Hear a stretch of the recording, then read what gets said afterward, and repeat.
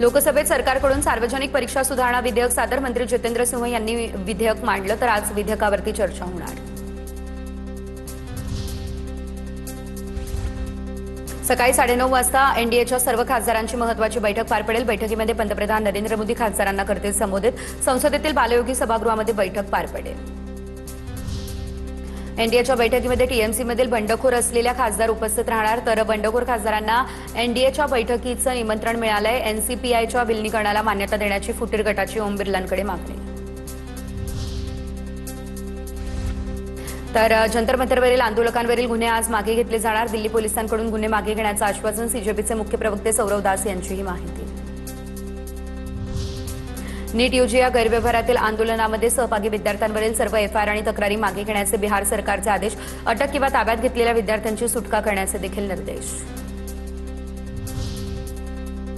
पक्षांतर बंदी संदर्भात घटनेच्या 10व्या परिशिष्टाच्या व्याख्येला आव्हान देणाऱ्या याचिकेवरती सुप्रीम कोर्टात सुनावणी। कोर्टाची केंद्राला नोटीस, 4 आठवड्यामध्ये उत्तर देण्याचे निर्देश। विद्यार्थ्यांवरील एफआयआर मागे घ्या। आसाम, बिहार आणि पश्चिम बंगालमध्ये विद्यार्थ्यांना सोडलं नाही तर सीजेपी पुन्हा आंदोलन करेल। विद्यार्थ्यांच्या मदतीसाठी वेबसाईट सुरू करणार। कपिल सिब्बल यांच्यासोबत पत्रकार परिषदेमध्ये सीजेपीच्या प्रवक्त्यांचीही माहिती। कपिल सिब्बल यांच्याकडून आंदोलक विद्यार्थ्यांच्या कायदेशीर लढ्याला 1 कोटींचा निधी। सीजेपी आंदोलकांना कायदेशीर आणि वैद्यकीय मदत करणार। देशभरातील वकिलांनी देखील मदतीसाठी पुढे येण्याचं आवाहन। आंदोलनाचा अर्थ लाठीचार्ज नाही, आंदोलनाचा अर्थ हिंसाही होत नाही। आंदोलनावरती सुप्रीम कोर्टाची टिप्पणी। पोलीस आणि विद्यार्थी दोघांच्या भूमिका तपासा, कोर्टाचे हे निर्देश।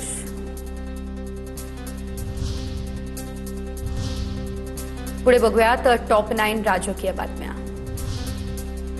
पवारांची एनसीपी एनडीएमध्ये येणार, तयारीमध्ये राहा। भाजपच्या वरिष्ठांच्या फडणवीस आणि शिंदेंना सूचना। सूत्रांची माहिती।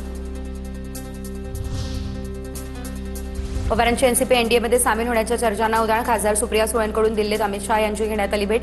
सुळेंसह बजरंग सोनवणे यांनी देखील शहांची भेट घेतली, तर रेवती सुळेंच्या रिसेप्शनचं निमंत्रण देण्यासाठी ही भेट झाली असल्याची बजरंग सोनवणे यांची माहिती।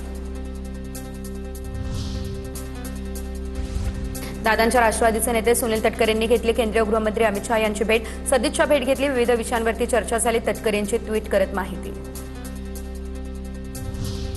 शिंदेंची आज पक्षातील मंत्र्यांसोबत बैठक। कामगिरीचा आढावा घेणार। कॅबिनेट बैठकीनंतर शिंदे पक्षातील मंत्र्यांसोबत चर्चा करतील। मंत्र्यांचा 1.5 वर्षातील कामकाजाचा शिंदे आढावा घेणार। मंत्री गिरीश महाजन आणि गुलाबराव पाटलांची वयावरून एकमेकांना टोलेबाजी। गिरीश महाजनांकडून गुलाबराव पाटलांचा मोठा भाऊ असा उल्लेख, तर मी लहान भाऊ असल्याचं गुलाबराव पाटलांचं उत्तर।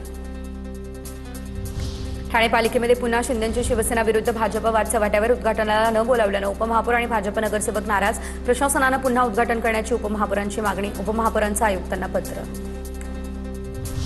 कोल्हापूरमध्ये भाजप कार्यकर्ते सूरज साखरे यांच्यावरील गोळीबार प्रकरणी सूत्रधार समोर। गणेश खाडे प्रकरणातील मुख्य आरोपी असल्याचं देखील निष्पन्न। पालिका निवडणुकीमध्ये सूरज साखरेने खाडे यांच्या विरोधात प्रचार केला, त्यामुळे गोळीबार केल्याची प्राथमिक माहिती।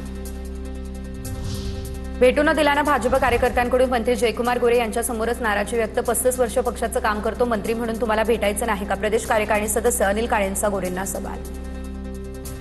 नंदुरबारमध्ये भाजपमधील अंतर्गत वाद पुन्हा चव्हाट्यावर। भाजप पदाधिकाऱ्यानं हिना गावितांना शिवीगाळ केल्याचा आरोप। भाजपचे माजी प्रदेश सरचिटणीस असलेले विजय चौधरी यांच्या विरोधात गुन्हा दाखल।